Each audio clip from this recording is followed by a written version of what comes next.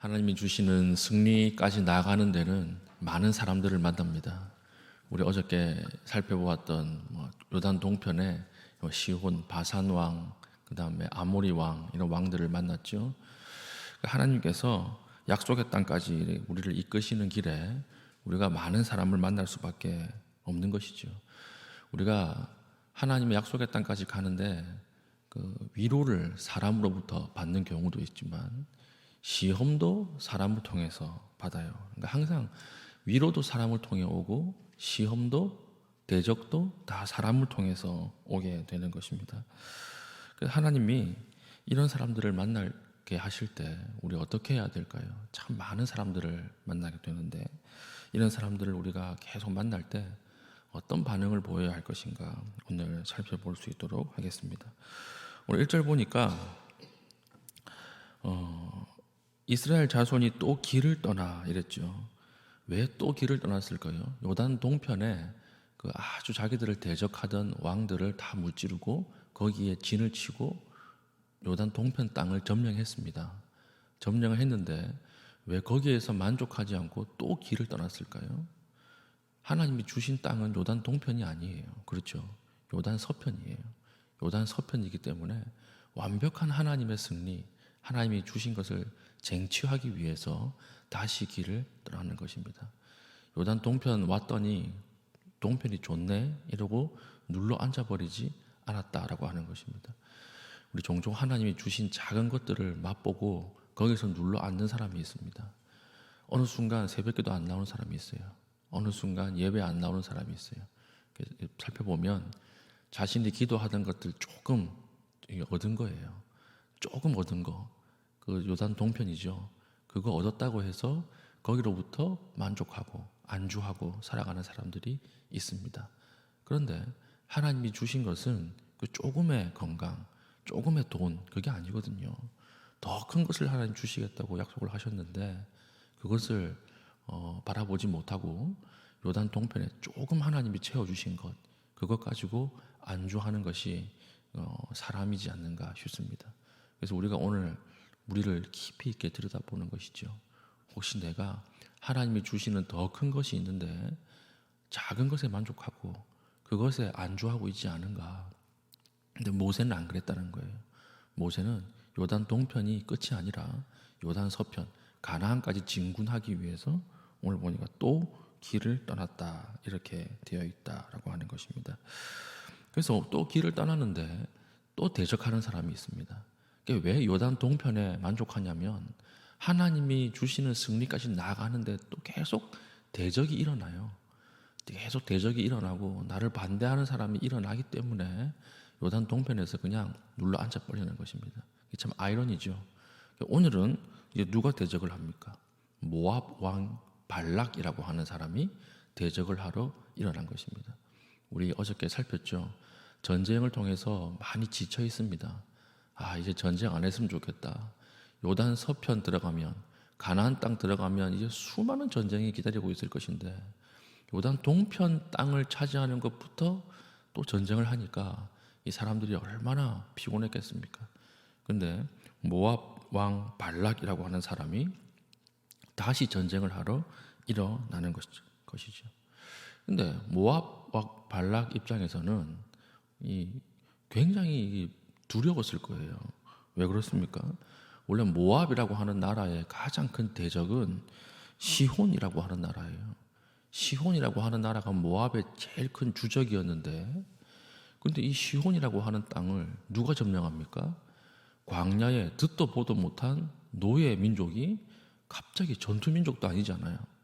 그런데 이 노예 민족이 갑자기 시혼 땅을 점령해가지고 이제 요단 동편이 모압 평지까지 점령을 해버리니까 이게 이제 공포에 빠진 거예요.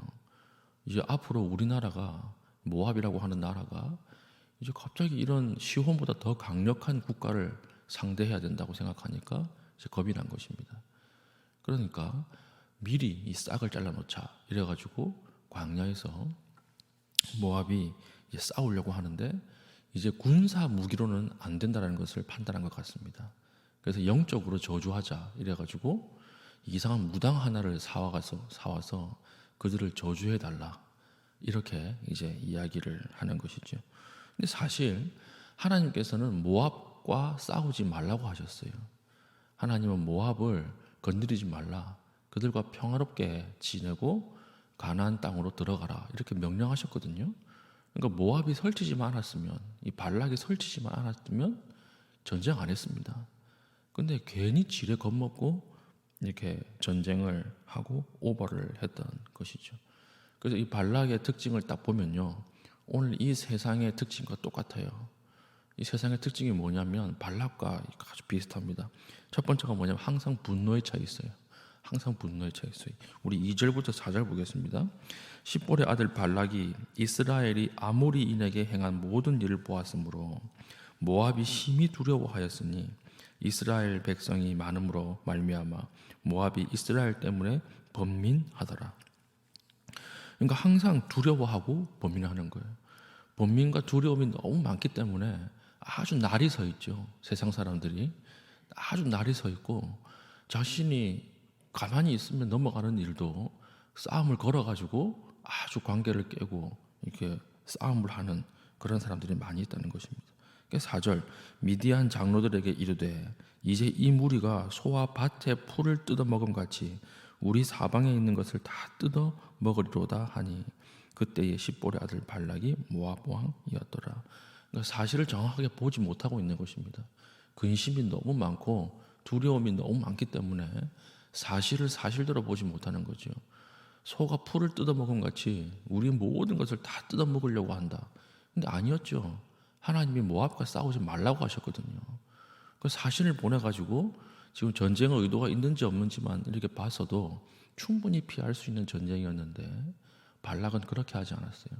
그렇게 하지 않고 두려움과 걱정 때문에 아주 날이 곤두서 있고 어떻게 해서든지 나와 전쟁을 하려고 하고 이렇게 싸움을 거는 모습이 있습니다.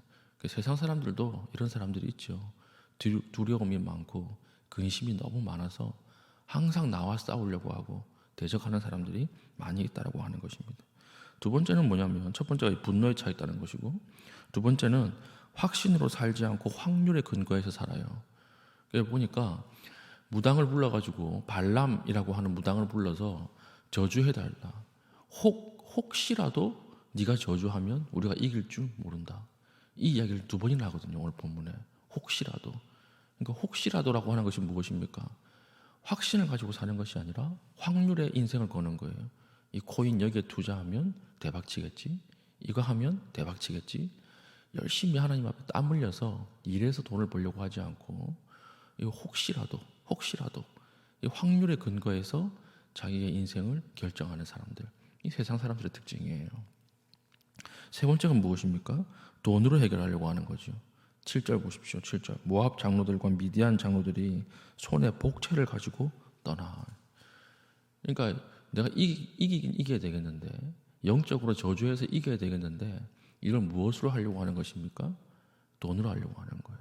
그러니까 세상 사람들 특징입니다. 항상 분노에 차 있고 확률로 살아가고 돈으로 모든 것을 해결하려고 한다. 이런 사람들 많이 만나지 않습니까?